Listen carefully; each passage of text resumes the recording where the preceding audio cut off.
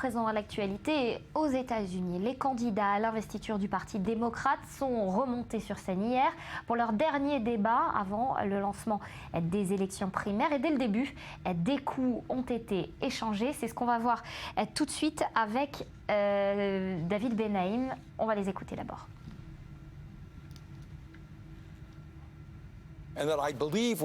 Je pense que le rapprochement dans nos relations diplomatiques avec l'Iran est un pas très positif.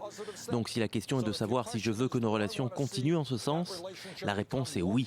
Est-ce que j'aimerais ouvrir une ambassade à Téhéran demain? Non, je ne pense pas que l'on devrait faire cela. Nous devons continuer à les surveiller de près. Nous avons eu un bon jour en 36 ans et nous avons besoin d'un peu plus de bons jours avant de connaître une vraie normalisation de nos relations. Allez, direction New York, on y rejoint David Benaïm, notre correspondant sur place. David, bonjour. Alors, il était très tendu ce débat.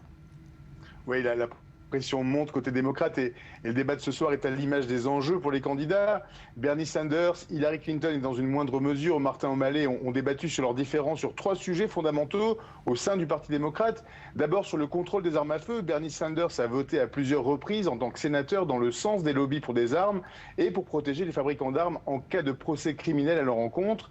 Hillary Clinton propose plus de contrôle, une législation plus stricte et plus punitive face à l'hécatombe du nombre de morts liés à la violence par balle aux États-Unis. Autre thème abordé, l'assurance santé. Bernie Sanders s'engage à rendre la couverture sociale universelle pour tous. Clinton, elle, invoque la continuité d'Obamacare, le système en place avec quelques changements. Enfin, énorme discorde sur l'influence de Wall Street en politique. Bernie Sanders a monté l'essentiel de sa campagne à se battre contre les milliardaires et les millions injectés.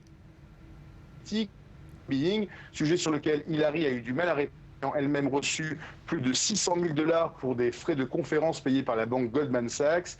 Débat tendu donc, mais respectueux et plein de substance. Et le contraste est flagrant sur les différences entre démocrates et républicains sur ce niveau, à ce niveau. Alors, David, le lancement des primaires est à venir. Est-ce qu'il y a un favori qui se dégage ? Dans les sondages, Clinton et Sanders sont vraiment au coude à coude dans l'Iowa et le New Hampshire, les 2 premières consultations. Et du point de vue national, Hillary mène toujours avec une avance confortable de 24 points.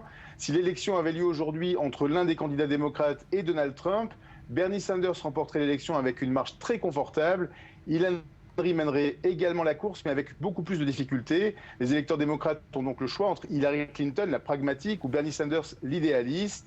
En 2008, c'est l'idéalisme d'Obama qui avait eu les faveurs des Américains, mais l'époque a changé et l'expérience et la crédibilité d'Hillary Clinton sur la politique étrangère et militaire du pays risquent de faire la différence. Début de réponse le 1er février avec les premiers votes dans l'Iowa.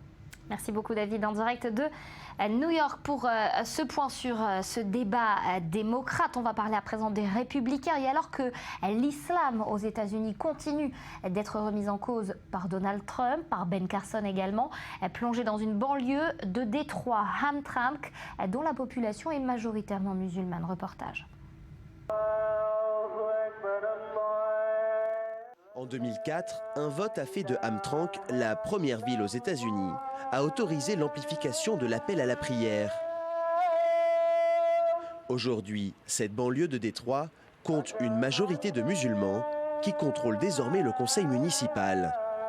Le vendredi, la mosquée Al-Islah fait salle comble et des travaux d'agrandissement sont déjà prévus. On ne peut pas inverser la tendance. Quand il y a une inondation, on n'essaie pas d'arrêter les autres crues. Nous n'avons pas de problème ici. Nous vivons paisiblement, ensemble, sans qu'il y ait de problème entre appartenances ethniques et les gens ne se plaignent même plus de l'appel à la prière. Arrivés du Bangladesh, de Bosnie ou encore du Yémen, les musulmans de Hamtramck sont avant tout venus trouver du travail dans une des nombreuses usines automobiles de la région. Mais longtemps, ce sont les immigrés polonais qui se sont établis ici. L'église Saint-Florian a accueilli 2 fois le pape Jean-Paul II et la messe en polonais a encore lieu tous les dimanches. Selon le curé, ce sont surtout les personnes âgées qui craignent de voir leur ville changer de visage.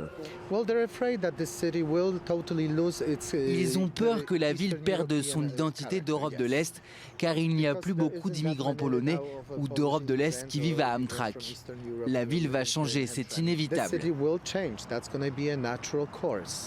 Au début du XXe siècle, les circonscriptions électorales avaient été redessinées pour diluer le vote des Polonais.